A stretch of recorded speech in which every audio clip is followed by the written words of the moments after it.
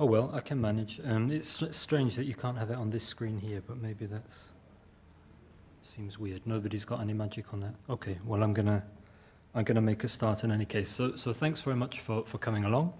This is, I guess, for all the colleagues in the unit who kind of thought, what on earth's Ian been doing on all of this psychometric stuff over the past few months? The main thing is it was work with a number of colleagues. I've got a photo to show you in a minute of all the different people that we work with, and even quite a few of them outside of the JRC, which I think is one of the main reasons that we've been able to make, I think we can honestly say, so much progress so quickly.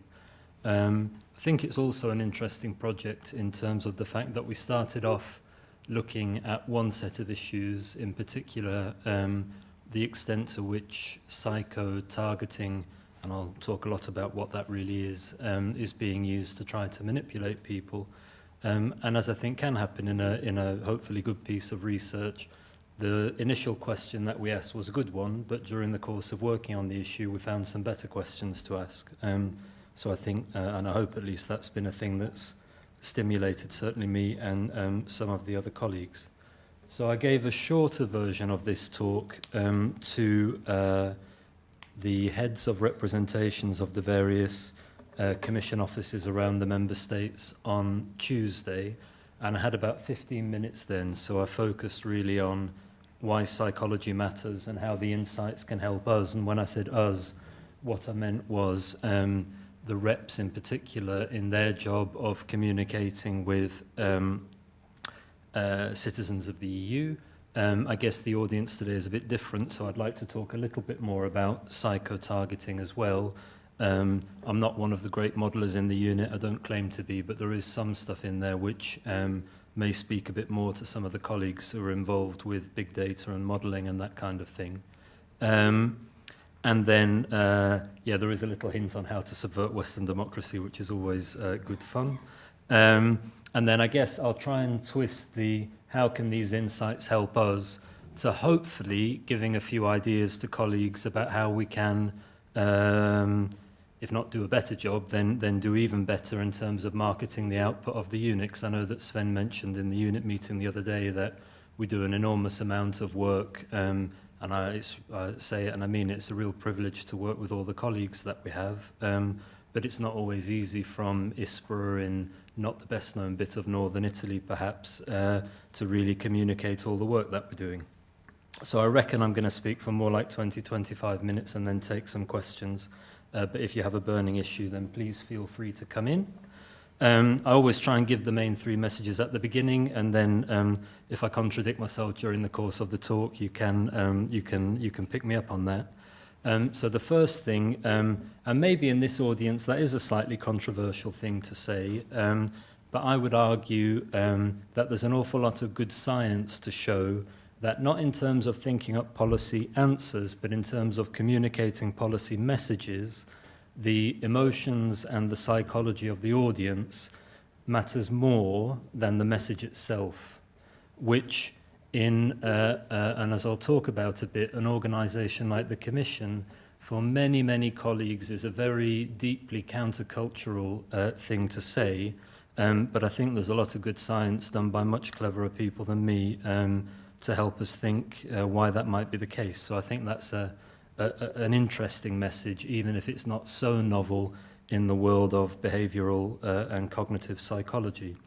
The second point, main message that I hope you'll see through the talk, is that the question that we looked at the beginning, which was to what extent are people being manipulated by psychologically targeted messages, turned out to be, in terms of what's really going on in terms of elections and referenda, essentially the wrong question. It's an important research topic, and I can point you to one or two names of people who are doing pioneering work in that area.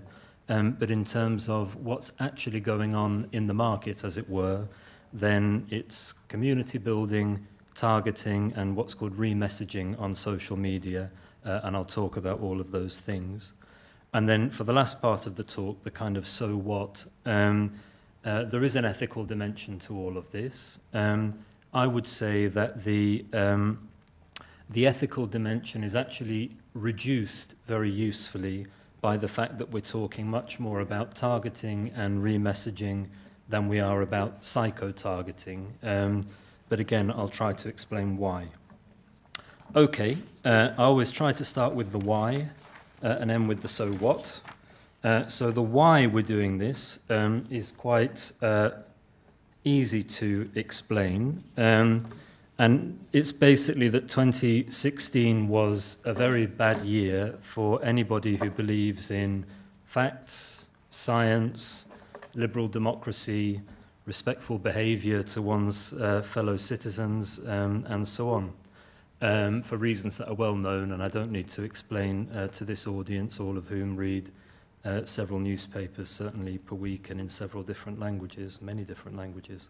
And this, of course, caught the attention of big politicians. And within our wider house, President Juncker expressed his concerns, and First Vice President Timmermans has also given a number of speeches about his concerns about fake news, fact or post-fact society. There are many different euphemisms, but I think you've got the idea of what I'm talking about. And as rightly should happen in a large administration, when the top of the house expresses concerns, then some colleagues are asked to work on issues. And Vladimir Sucha, our Director General, asked me to lead a team of researchers. That makes it look like it's a big team. At least half of the people there I hope you recognize, but there are also a number of external people. I'll show you pictures during the course of the talk. And that photo was taken on the 6th of June here in Ispra, when we got a really interesting, I think, bunch of people together for a workshop. And that was the culmination of 6 months of work, I beg your pardon. And it also means that it's much easier for us to talk publicly about the work and try and market it a bit, not because it was ever hyper secret, it wasn't, but we just weren't very clear within the JRC what kind of political margin for maneuver or tunnel we were operating within. And you know, we didn't have a formal position of the College of Commissioners, this kind of thing. We still don't, but I think we've understood much better what we are and are not talking about. And as a result of that, we can give a bit more profile to the work. Interesting thing for colleagues who are publishing policy-related research is that it can often be just as, if not more effective, to have some journalists write about your work and give hooks to things that you've put in journals, as it can be on the purely academic side to write in journals. So, as you know, I partly come from the sort of cabinet and policy world in Brussels, and a few different journalists I know quite well, and Simon Cooper is a guy that I really respect and have a lot of time for.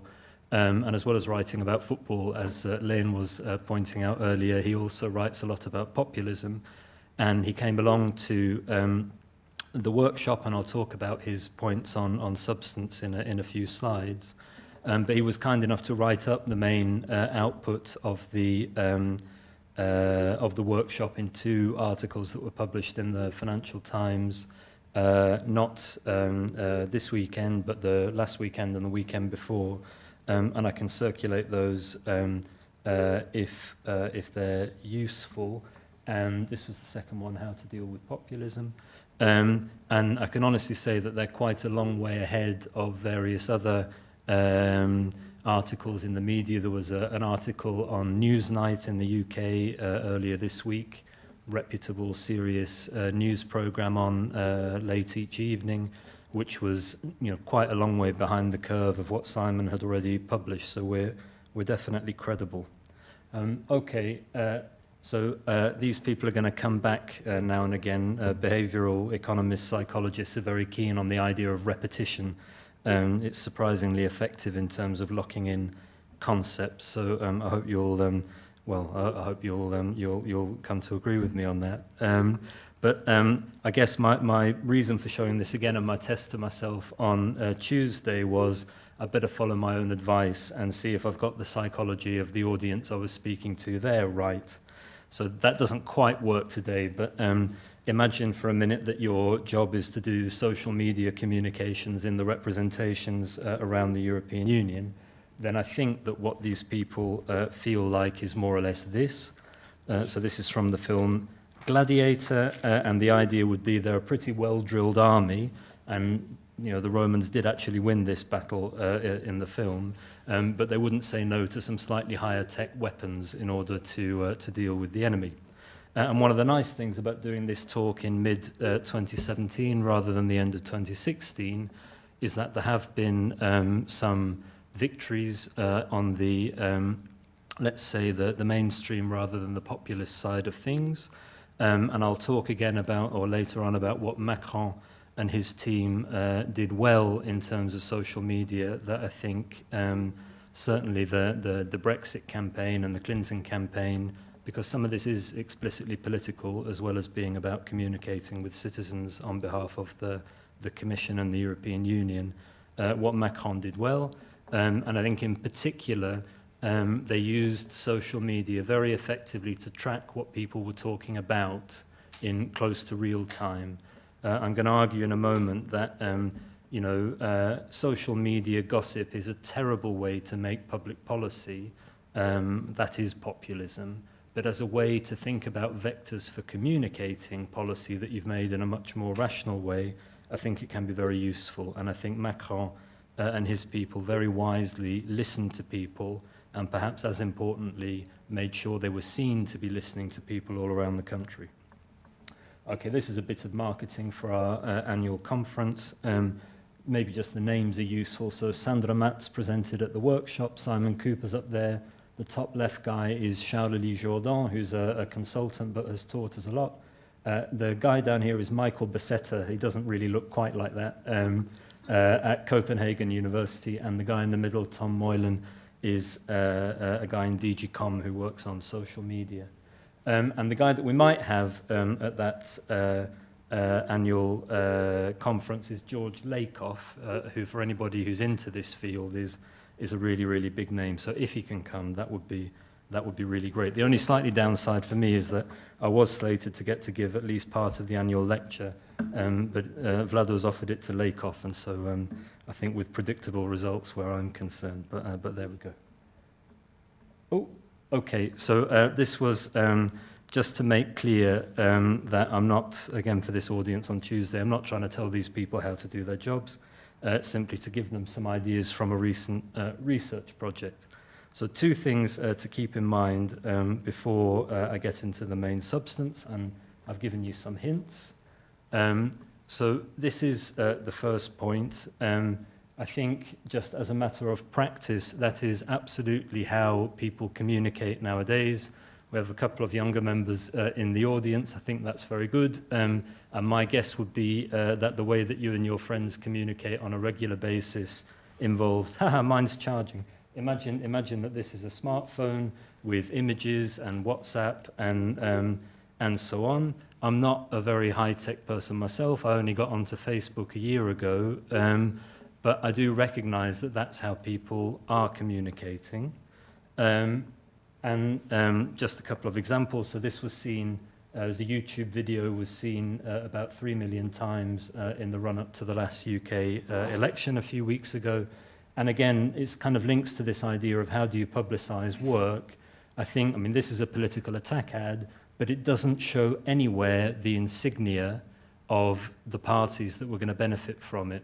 In the same way that I think Simon Cooper's articles in the Financial Times were probably taken more seriously and read more widely, however irritating that is, because the Commission and the JRC were not mentioned in them.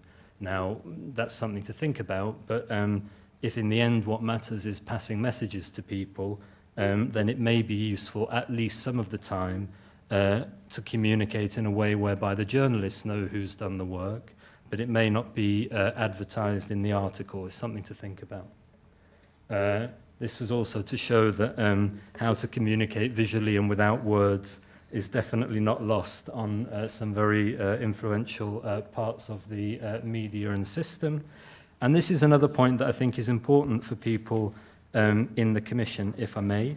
in the sense that you do occasionally hear this sort of slightly arrogant idea that, oh, people, kids nowadays, it's not like in my day, they're not careful, they don't read things properly, they just send each other videos and images. And I think that's a bit intellectually lazy, in the sense that European citizens, of course, we can always do better, but do have a very, very high level of literacy, and can read and do read. They're just overloaded with information like we all are. And it turns out, the English expression is a picture paints 1,000 words. Images are actually a very efficient way of potentially trying to sift through enormous amounts of information with which people are bombarded. So having thought about it a bit, and of course there are issues with clickbait and nonsense images and vulgar images and goodness knows what, there's always a risk of dumbing down. But I'm not willing to dismiss visual communication in a world that's hypersaturated with information quite as quickly as some people are. Then the second point I already gave a hint to in terms of what people, I hope you can keep in mind while I talk about the real stuff. And this is an ultra JRC point. What do we use when we want to solve a problem? Well, we use the brain. And we use the brain for a very, very good reason, namely that it's the best way, and I'm confident that's the case, to think about everything from how do you build a bridge and calculate the load-bearing weights, how do you write a rigorous legal text, how do you do some serious econometrics. But if you then think about communicating, and I mean communicating in a broad sense, just visually what the results of that work look like, purely visually, and this is helpful in that the words don't mean anything. This is just what people use lorem ipsum to kind of map out the length of a text. Just visually ask yourself the question, how easily can I engage with that? Or, and this is the worst order, in nearly every other audience that I would ever show the next slide to, this one works perfectly, but this audience is going to correct an error. But the point is that unless you're absolutely into that stuff, then it can really blind you to what I think is the most effective way of communicating. And here I come back to the idea, so the heart represents that, that you need to think as carefully, if not more carefully, about the emotional situation and the psychological perceptions and biases of your audience as you do about the message, or rather about the issues that you're trying to communicate. And the idea is, in a visual world or an audio-visual world, then compelling visual, I would say, bridges to get people to then access the main work are very much part of how to communicate. I'm not for a moment saying that the research and the policy issues shouldn't be rigorously done with the brain. Please don't misunderstand me. But this is about communicating messages rather than about thinking up policy solutions. So, okay, let me get into I called it full lecture, that's slightly pretentious, but let me try and spend maybe 5 minutes on each of those to do them some justice. There are one or two images which are slightly provocative. I think everyone's old enough to see them, and they're not that bad for the younger members of the audience. Okay, so just a couple of stories. That's another bit of cognitive psychology, is that people tend to remember stories better than they remember, facts. So when I first joined the Commission, I did some work on Western Balkan trade policy. This was sort of 99-2000. And I went over to DG Trade. I was working in DG ECFIN at the time and gave a talk. And at the end of the talk, a very experienced colleague came over and said, yeah, that wasn't too bad. And I said, thanks very much. And he said, but you might want to get some glasses. I said, okay. So I kind of thought about this, and I went back and I kind of went back to my computer, looked at my slides and checked the numbers, and didn't seem to be any obvious mistake. And then I thought a bit more, and then I realized that the point that he was really trying to make was, if I'd looked a bit more like this, rather than even more youthful than I allegedly still look, then people might have taken me a bit more seriously. And I think it's interesting in that context that George Lakoff, one of the experts in visual aspects of communication, has grey hair, a grey beard, and glasses. I don't know if he smokes a pipe, but there we go. And then So this was actually the frontispiece of the paper that we all produced. So Pablo and many other colleagues were involved in it. And the idea was that we might want to think of an image that could potentially go viral. And being like me, you kind of think, well, how on earth do you make an image go viral? It's very difficult, you know. So I sort of prefer to try and be creative rather than, you know, and so I thought, well, hang on a minute, maybe we can get an image that's already gone viral and put that on the front of the paper, and then we're guaranteed to have a viral image on the front of the paper. And then I managed to find this image, which I like. But then when I was preparing an earlier version of this talk, I was kind of mucking around on Google Images, and I found this image. And the messages are identical. There might be one word different, but, you know. So, you know, for commissioned people, rigorous people of the head, you know, we probably even emotionally agree with those messages. But for most people, I'm not sure that's the case.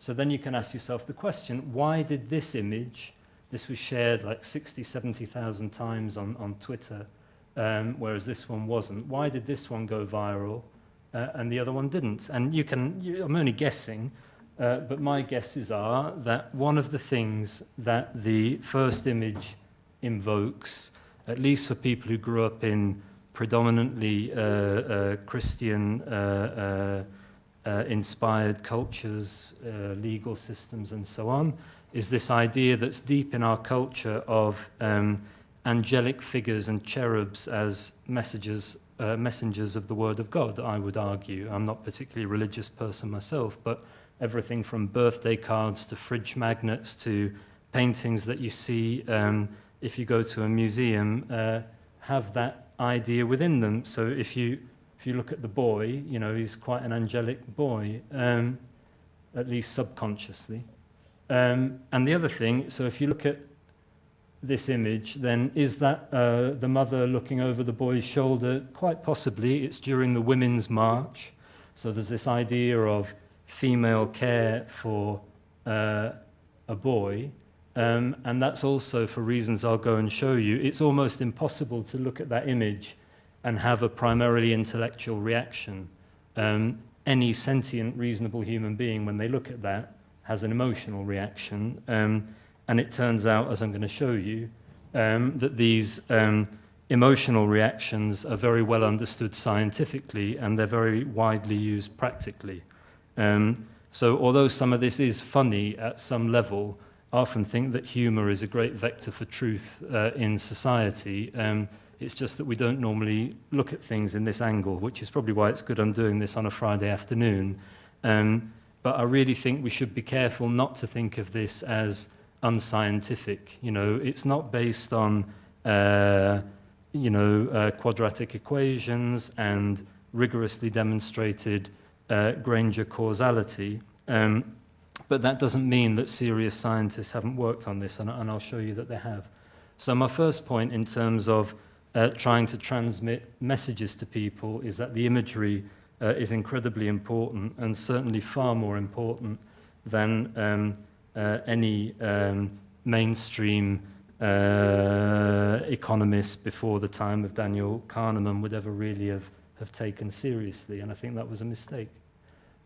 So this I'm not going to talk about in detail, but if there are 3 slides that I honestly and seriously and humbly recommend that you might want to print out and keep anywhere near where you make decisions, you know, the kitchen table, your office, a telephone, whatever, then I really recommend these, because they are biases that we're all subject to. I'm subject to them. I suggest that you might be subject to them as well. Mainly, coming back to one of the slides I showed at the beginning, not because people are stupid, but because we're very, very busy. You know, if I need to walk out and open that door or open this door, I don't, or press the button on the keyboard, I don't measure with a ruler the distance to, you know, the handle, and then do a computational calculation about the angle that I need to lift my arm at and the distance. You know, I can do it intuitively and instinctively because I've opened at least tens of thousands of doors during my life. So I have a heuristic in my brain which lets me open the door. and we approach an enormous amount of our decision-making, in a sense, very, very rationally, so that we have time to think about the things that do require computation, like complicated regression analysis that I'm not very good at, by not being exhausted by all the small things we have to do, like brushing our teeth or driving to work even.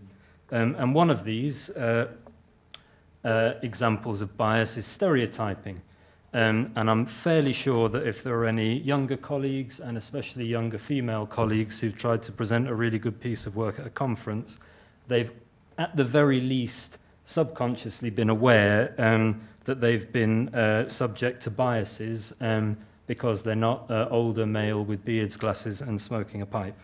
And that's something that we should take seriously, because that can impact the reach of very, very solid work, and I'm not afraid to talk about it. And in terms of this being scientific, well, there are some people who, for various reasons, don't take the Nobel Prize totally seriously, but I think it's still, not a bad starting point in terms of people who've done serious work and serious thinking.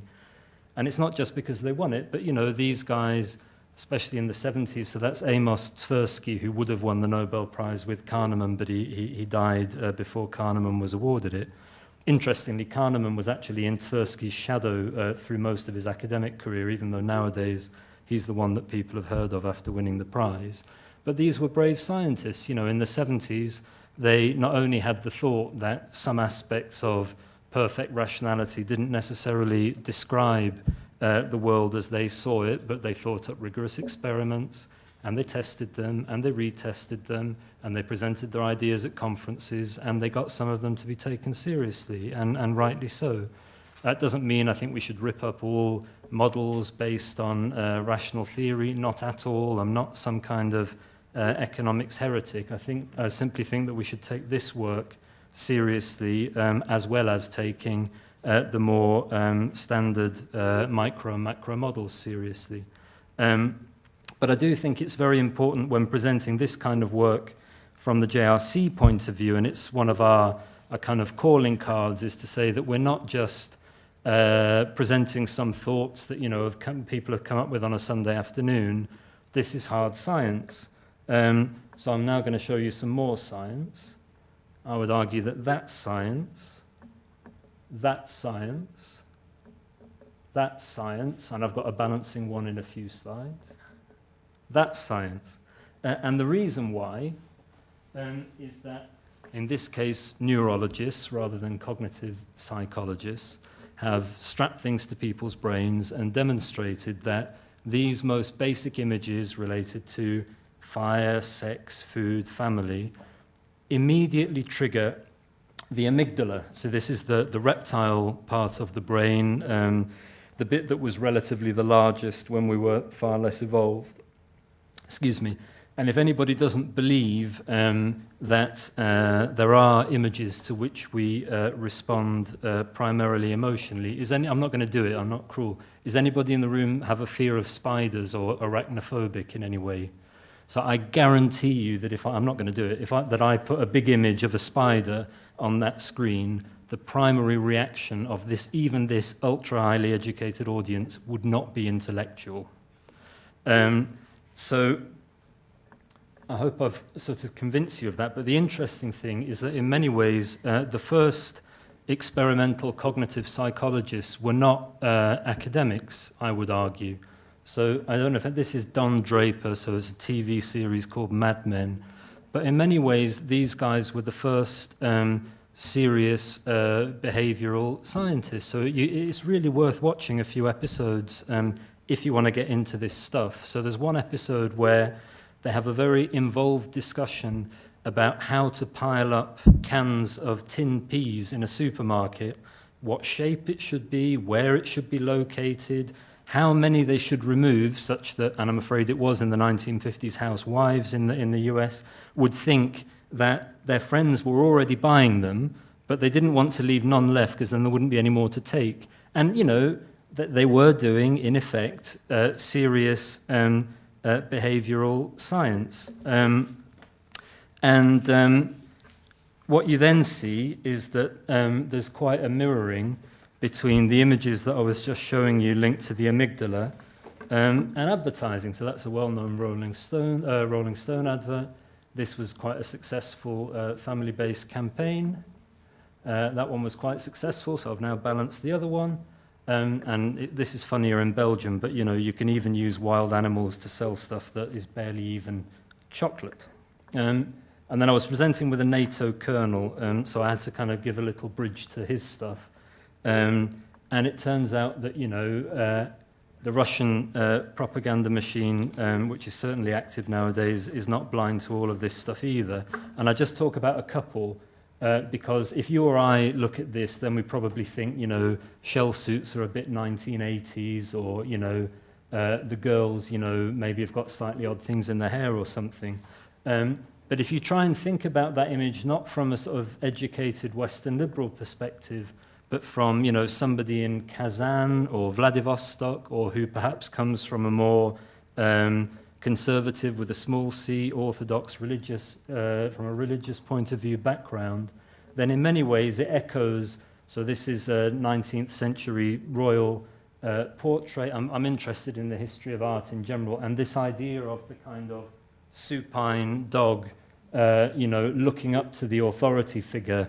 In this image, the dog isn't actually looking up, but this use of a dog to elevate the status of the high status figures, and the use of family to engage with the emotional part of the brain is one that's been used throughout art history. And again, if we look at this one, it is funny to our eyes. I think mainly because we kind of think of Brokeback Mountain, But if you imagine people perhaps who aren't so deeply sort of Western and liberal and so on, then it may in some ways echo. So this is Tsar Nicholas II, and this again uses this idea of the high status figure dominating an animal, which is present in centuries and centuries of religious and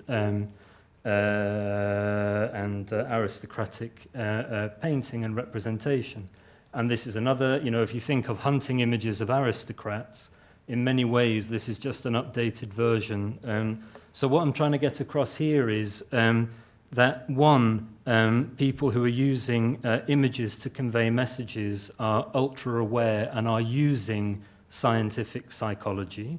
And I don't think we should be afraid of using the word scientific just because it's based on images and use of animals and, chocolate and so on, or fire. And secondly, and I think that's in a way more interesting, especially when you think of an image like this one, the same image, I'm sorry if it upsets people, it's not there, but the same image can be understood very, very differently by two different groups culturally, which I think is just an interesting thing to think about. All right, so then I'll talk a little bit about psycho-targeting, and then a bit about what the implications might be.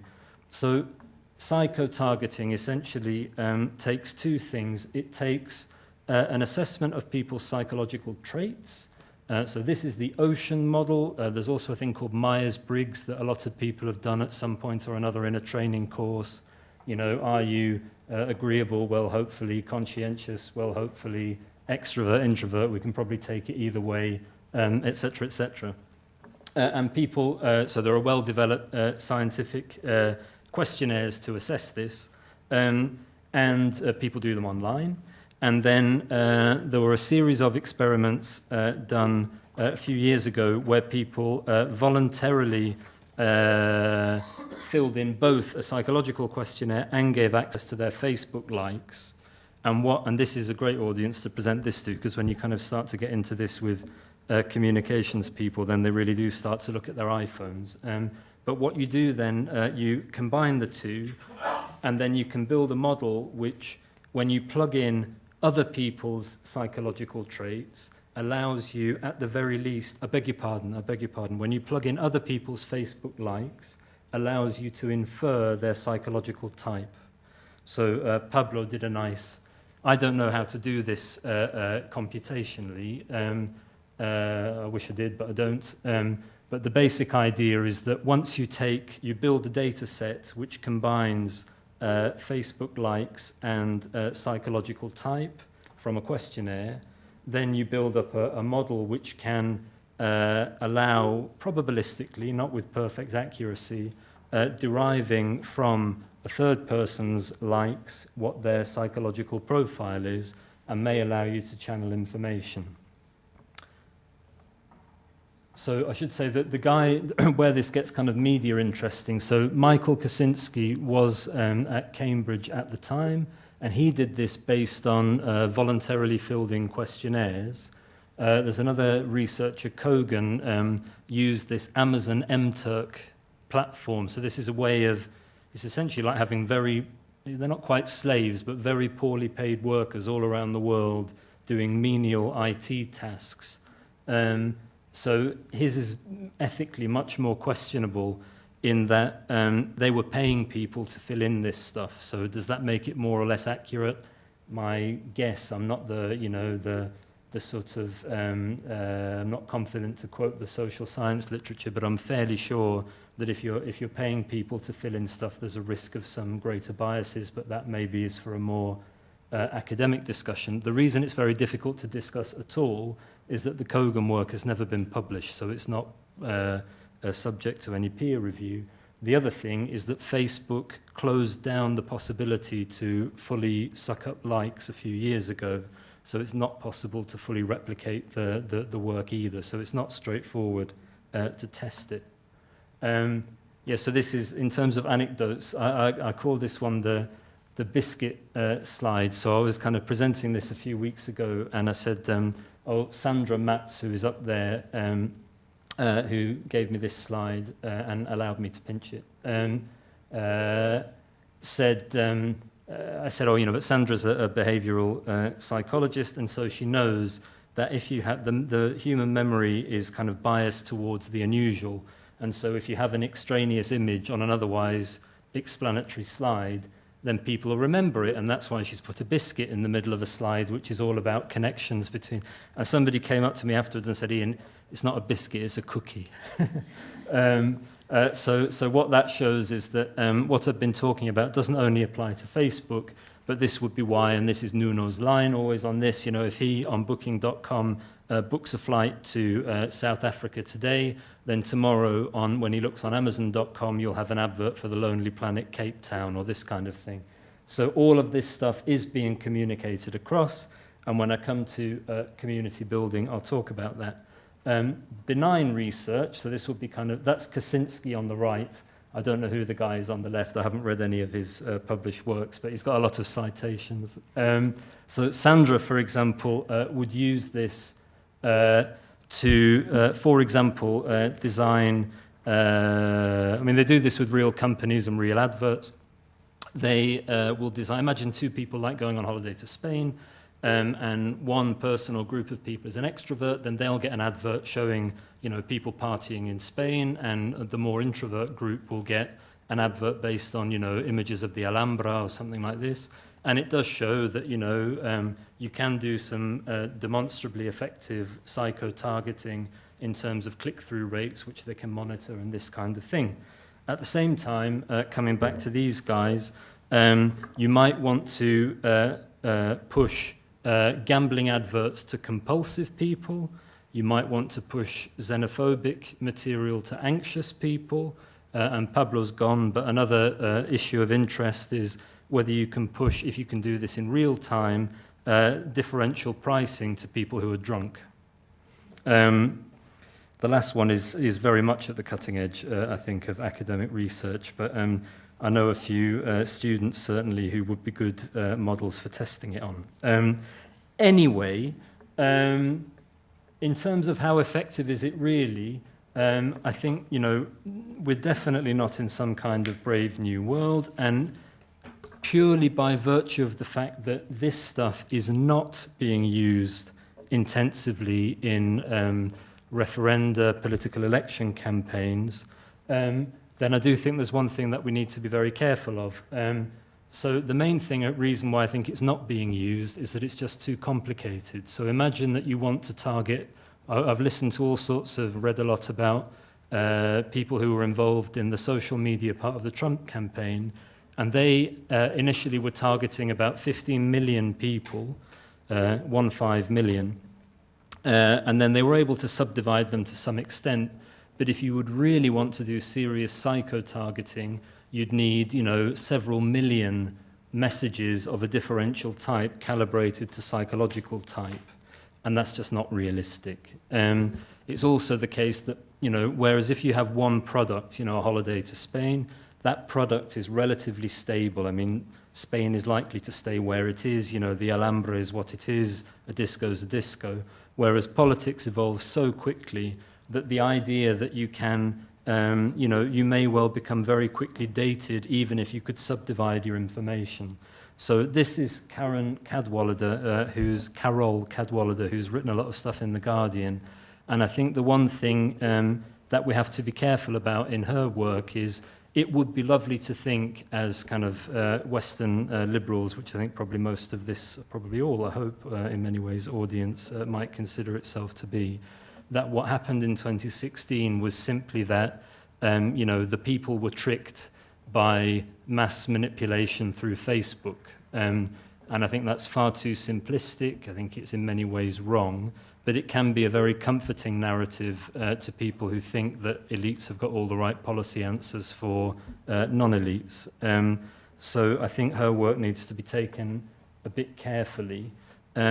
This is kind of my last real slide on psychometrics. I'm going slightly over time, but hopefully that's not too big a problem on a Friday afternoon.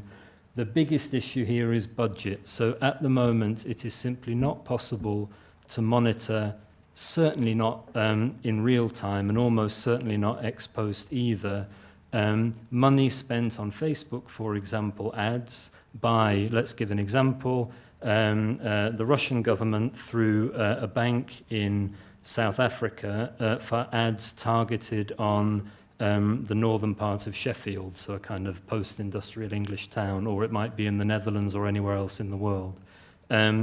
At the moment, the only people who know how much is being spent by whom and on what is Facebook itself, and they're under no obligation to reveal that information. So you find that electoral spending laws, which are often very, very strict, but are designed to control number of posters, number of leaflets, who can go where on buses, when in fact the Trump campaign spent 80 to 90 million US on Facebook advertising, and it's estimated that the Leave campaign spent over 80% of its overall budgets on social media campaigning.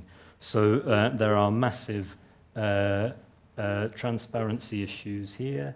And then it's also the case, so my other line kind of on all this is that the old marketing slogan used to be, the CEO would say, I know I waste half of the money I spend on advertising, I just don't know which half. And the fact is that that Facebook gives you real-time information on who's looking, who's clicking, how often, and so on. So at least potentially you don't waste hardly anything at all. And then you can do this targeting, which I'm about to come on to. So my point would be, I don't think that, and this is a very Brexit slide, I don't think that this psycho-targeting or targeting through social media can, shift an election 20% in one direction or another, but especially in a system like the UK or the US where you have particular states, a race in a given state, when it's a close race, then I think it certainly can potentially tip the balance. And it's estimated that the Trump victory came down to 70,000 votes in 4 key states. And then when you think that Trump spent 80 or 90 million on his social media campaign, do I think it won him the election? I mean, somebody cleverer than me could try and do some regression analysis on that, but it seems to me it's not totally unlikely that it won him the election. So what? So this is really aimed at, the communications people in the Commission, but I hope there's at least, it triggers some ideas about how to get our work better known in the unit as well. I'm not suggesting that we ask Sven for a big social media budget, but, hopefully it gives some ideas. So, okay, what do people actually do? So this was this guy, Charles Lee, Jourdan, who was at the workshop on the 6th, and he said the first thing that political parties and others do is they build a community of people who are interested in their product and so on. So this would be, you'd collect across Facebook activity, Twitter, whether people are reading your newsletters, how active they are in your community. And in the US, where the data protection rules are weaker, that can be being combined with credit rating data, all sorts of other stuff. And the key point, and this goes to the heart of what I was saying at the beginning, why do they do all of this? Because the more that you know about somebody's worldview, the better you can communicate with them on their terms. So, I mean, an example for this audience, to somebody who's never been to a single economics or econometrics lecture, you can't start off your talk by discussing R-squareds even. I mean, that will fall on deaf ears, you know. So having a sense of understanding the audience, I do think, is crucial to all communication. And so this is then, I guess, the what did Trump really do slide. So this is kind of me a bit crudely overlaying one of Charles-Lely's slides, but again, I did ask him for permission to do it. So Clinton took much more the traditional approach. So she spent money on TV ads, and then that's one message for the whole population. It's also, you can attack it immediately if you're the opposition because everybody can see it. What Trump was doing was via Facebook, so it's not invisible, but it's discreet. You can only begin to see it if you're the Clinton side as people begin to forward it around their friends and so on. But the initial message you can't see immediately. And what they would then do, so it doesn't really matter what these groups are called, but imagine they wanted to target gun lovers in Pittsburgh. Then the old way would be you would pay someone like Don Draper to think up the brilliant advert and then put it on TVs and billboards all over Pittsburgh or wherever. What they do rather is subdivide the audience on Facebook, and then they don't worry too much about the quality of individual ads because they produce 5 or 10, they send them out, and they just see what works. So the stuff that engages people, that gets re-forwarded and liked, and you can see it in virtually real time, they re-message, and the other stuff they get rid of, which is not far off a scientific controlled trial if you think about it. You have a very large sample of very similar people, you know, in terms of location, you can control for age, you can do all sorts of stuff, and then you simply discard that which doesn't have a high impact. So even though the politician these messages were supporting was ultra anti-science in an incredibly retrograde way, the people who were doing his social media for him in many ways were ultra scientific. And I think that's another, I find that often quite a nice way to present this point to non-scientific audiences. It also advocates that the JRC has got a role in terms of looking into all of this stuff. So let me just catch up with where I am. Yeah, so in terms of, some of my slides are a bit Brit-centric, but what can you do? So this was Yes Minister, for anybody who knows it. So this was a kind of famous satire about being a British civil servant. And very often, I guess the JRC parallel would be that we tend to write information as if we're communicating with a peer group of scientists and economists.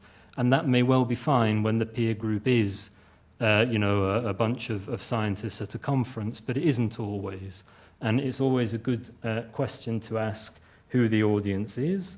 And what this stuff is telling us is that we now have far better technological means to at least think about passing the same message to different subgroups of the population or the target population through different means. So it might be an image for one group and text for another. But this idea of calibrating messages according to an audience that we better understand is something that I think has broader application than just political communication, and that's how I think we should go about doing it. I think Macron understood that well because they invested an awful lot of time in trying to understand the sub-segments of the French electorate. And they did some of that face-to-face. This isn't all, magic of social media. Some of it is just going around the country and talking to people. So this is my kind of risky bit at the end. So I think, it might be lovely to think that in the future everybody would have identify as fully European. But I think most people in a country like Italy, I'm fairly confident when in the JRC Football Cup, you have Italian regions playing against, other nations. I think most people could identify themselves with that kind of hierarchy of identities. And then Simon Cooper has this, I think, really brilliant point that although many people in this audience will be big fans of globalization, and I am in many ways, for many, many people, it reduces their sense of control over the economic part of their lives. I think that's, there is more, it may lead to higher productivity of the workforce as a whole, but in the same way that jobs for life and one skill for life and so on, this increased level of churn does create a reduced sense of control. And in that situation, then other elements of one's identity, i.e. one's social or national identity, may become even more precious to people. And so I think that what these people understood is what Simon phrases in this way. So populist politicians provide revenge fantasies for the disaffected against the cultural elite. And interestingly, that's not the moneyed elite. So Trump's got loads of money, but he still can speak to the sort of, entirely disaffected, marginalized, largely white working class all over the States, who are just intensely irritated and sometimes violently so by people like us and our equivalents, at universities and so on, law firms in the United States. And this is the kind of archetypal poster, so this is by Labour Leave. So this is, in principle, a party that should, or has its history in looking after the working class, saying, wipe the smile off their faces. It's an ultra-emotional message, not think about your economic livelihood or your economic best interest, but in a world where people maybe don't think that whether it can or not is another matter. What matters is what people perceive and think. If they have the perception, especially after the financial crisis, that economic policy can't help them very much, then it's a fairly small leap to think that economists and elites don't care about them very much. And then, do you really care about a small change as it's sold to you in likely economic policy, or do you want to wipe the smile off their faces, And that clearly, and that kind of image was very powerful.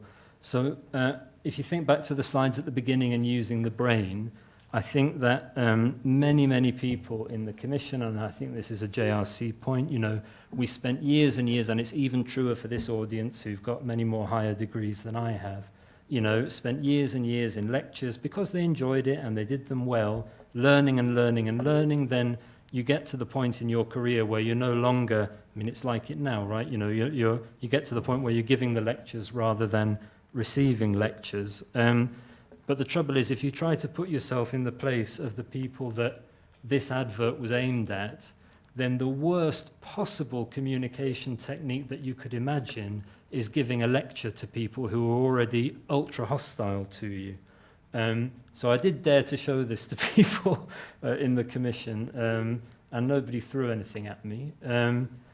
So my argument is that we should do a lot more of this.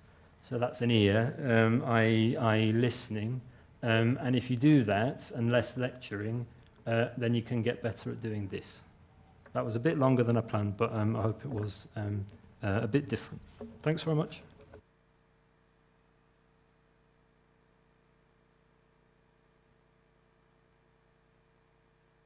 I was much longer than I said it would be, and you were very patient. So we can leave it, or if there are any questions, you're very welcome. It's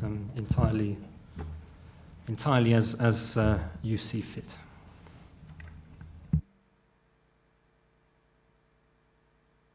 Might be back to the office time. Oh.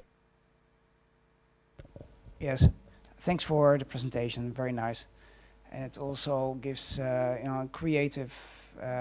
It opens creative channels in this environment, which I think is very good. I was wondering if in the meetings that you have had so far, you have been talking about social epidemics also. Social epidemics.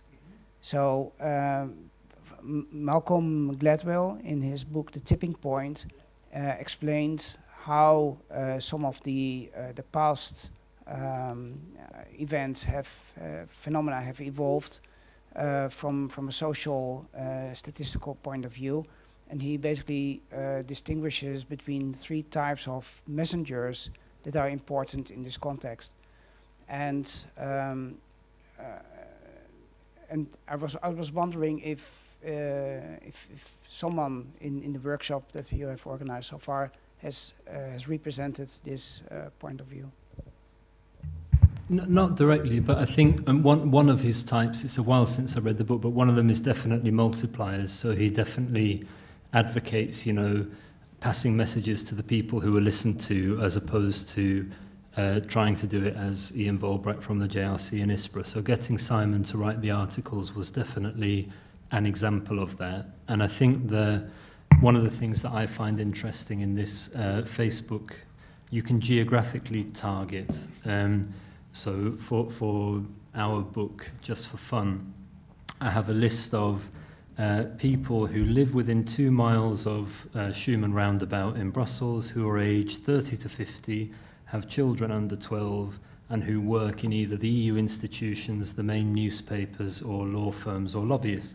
And that's about 2,500 Facebook users.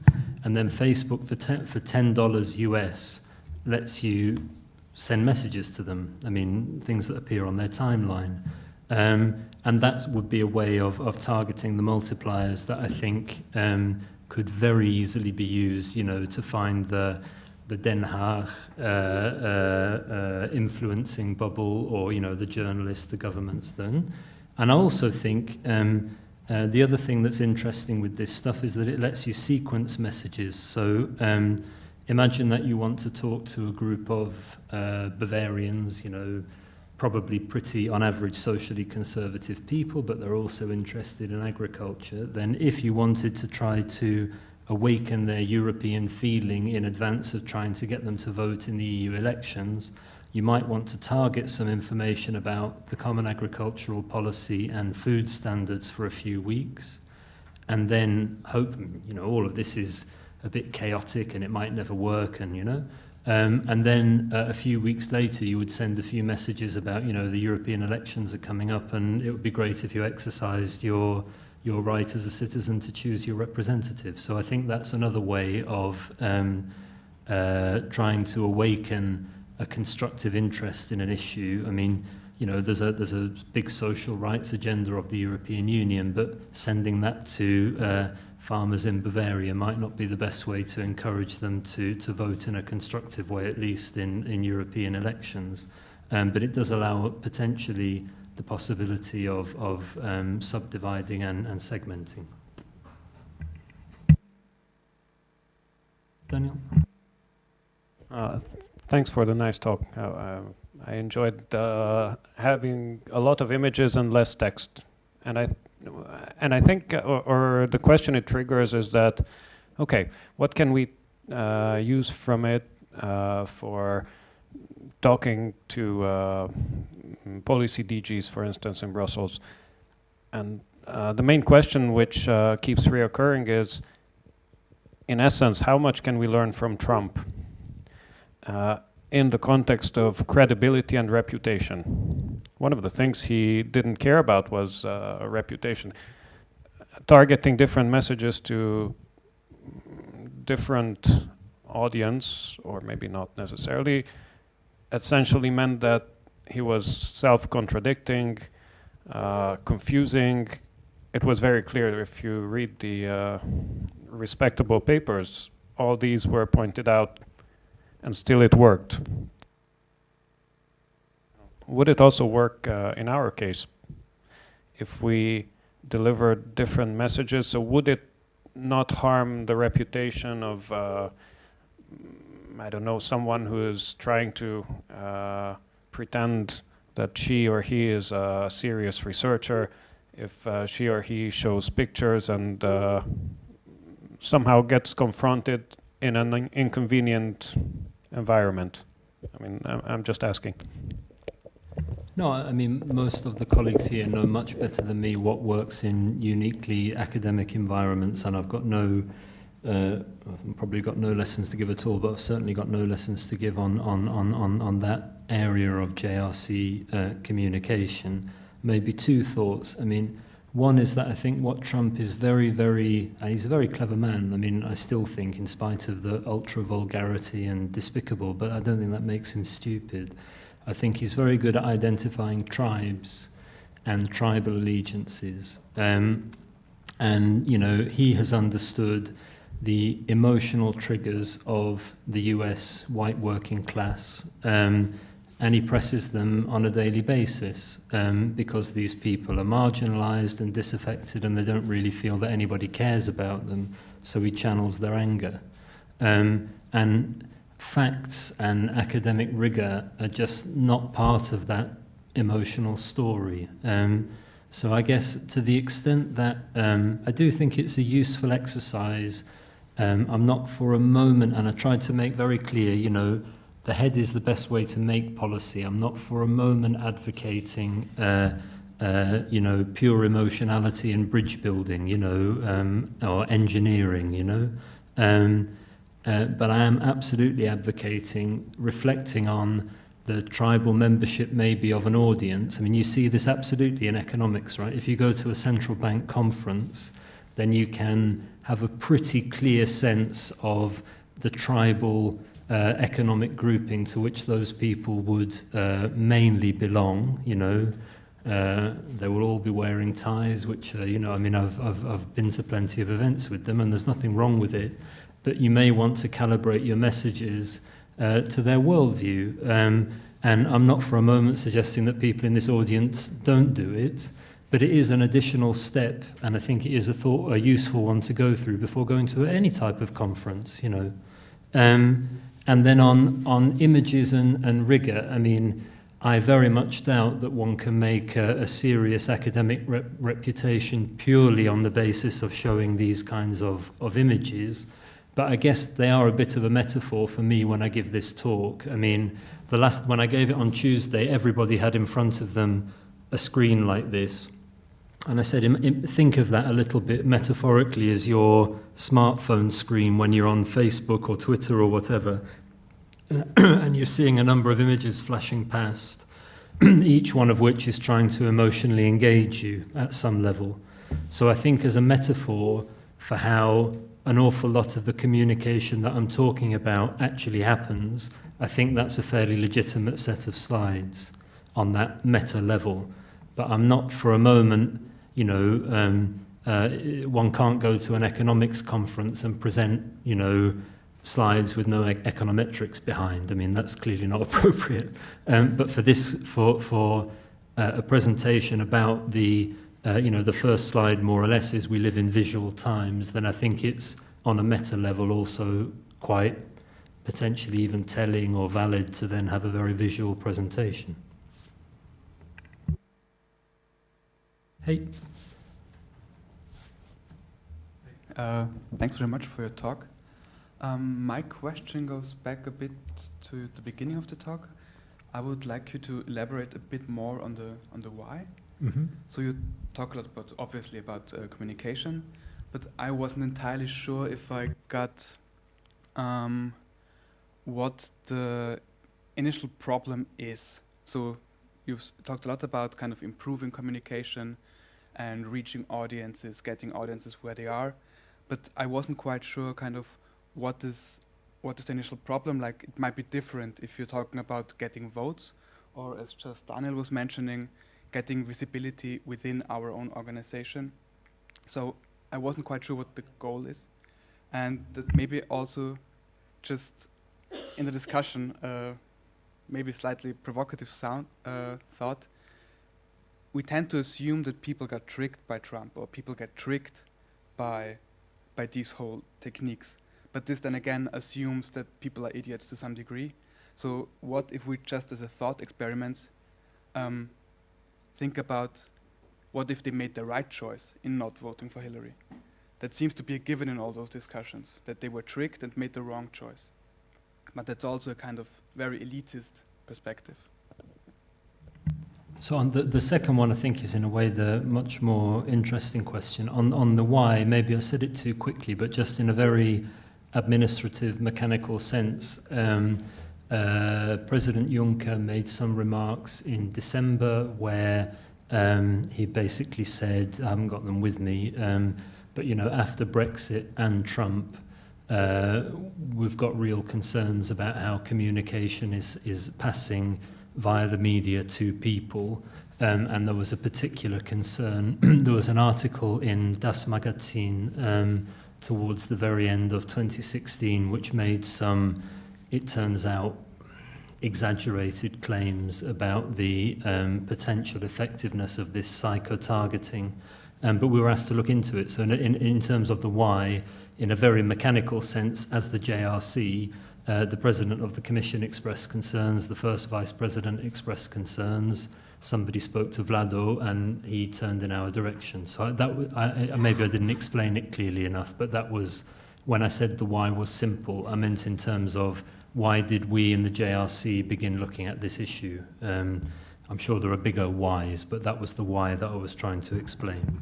And then in terms of the tricks, I hope I said quite clearly that I'm not convinced that that many people were completely tricked. I mean, I think there was and there is still a huge amount of anger, especially linked to the financial crisis, where people have much less faith in the capacity of elites, many of whom are perceived to be economists, to look after their interests. I think they feel that, you know, governments lost control in the years running up to the financial crisis, and you know, in a country like Greece or bits of the Eurozone, that's even amplified for other reasons. And that people who lose faith in policy then vote primarily on emotional terms is not the same as being tricked. And I think there are a couple of people, actually Simon Cooper this week, I do read other journalists as well as Simon Cooper in the Financial Times, it's just he happens to have, so he has a piece this week where he talks about the idea that continental Europe in many ways is better insulated than the United States from populist risks, because there's a bigger social state which looks after people better, I mean, which is on average clearly the case relative to the United States, especially if you take away Medicare. But I hope I've very clearly said that, I mean, I said it very explicitly about the art Carol Cadwallader and The Guardian, you know, it would be, and I think her work, where one needs to be cautious about her writing. And by the way, I mean, there's a lot more, the academics haven't caught up yet in terms of the publishing delays to get things into journals. I mean, I'm perfectly willing to read academic work in this area, it's just the topic's so fresh that most of the stuff is in I can send around a few links afterwards. There was a good piece in the New York Review of Books, for example, on all of this, but I'm not sure that academic publishing, I'm sure there'll be a lot of stuff, but probably in 6 months to a year or two. But I think that the Carol Cadwallader stuff really does lead people down the path of you know, some billionaires with very right-wing agendas were tricking the masses against their own interest. And I think that's a bit too easy.